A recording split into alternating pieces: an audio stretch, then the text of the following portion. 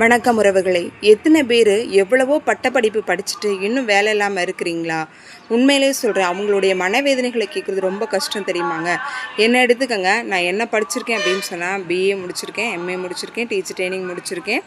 இது இல்லாமல் library course முடிச்சிருக்கேன், டைப்பிங் ஃபுல்லாக முடிச்சிருக்கேன், கம்ப்யூட்டர் ஃபுல்லாக முடிச்சிருக்கேன். ஆனால் என்ன தான் நம்ம படிப்பு படிச்சிருந்தாலும் கடைசியில் நம்ம ரொம்ப மோசமான ஒரு நிலைமைக்கு தாங்க தள்ளப்படுறோம். ஏன்னா படிப்புக்கு இருக்கிற மரியாதை இப்போ இல்லைங்க, பணத்துக்கு தான் இருக்குது. நீங்களும் என்ன மாதிரி எவ்வளவோ பட்டப்படிப்பு படிச்சுட்டு சாதாரண ஒரு தொழிலில் ஈடுபட்டு இருக்கீங்களா? கவலைப்படாதீங்க. எவ்வளவோ அரசு வேலைக்கு முயற்சி செஞ்சும் கிடைக்காம தான் கடைசியாக நானே இந்த முடிவு எடுத்திருக்கேன். ஏன்னா என்னுடைய சுய காலில் நின்று ஒரு சுய தொழில் ஆரம்பிக்கணும் அப்படிங்கிறதுனால தான் நான் அந்த ஈவினிங் டிஃபன் கடையை ஆரம்பிச்சிருக்கோம்.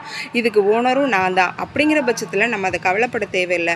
எவ்வளவோ படித்தும் அரசு வேலை கிடைக்கலைங்கிற கவலையை விட்டுட்டு நம்மளுடைய சொந்த காலில் நின்று ஒரு சுய தொழிலில் ஆரம்பிங்க. கண்டிப்பாக வாழ்க்கையில் வெற்றி பெறுவீங்க.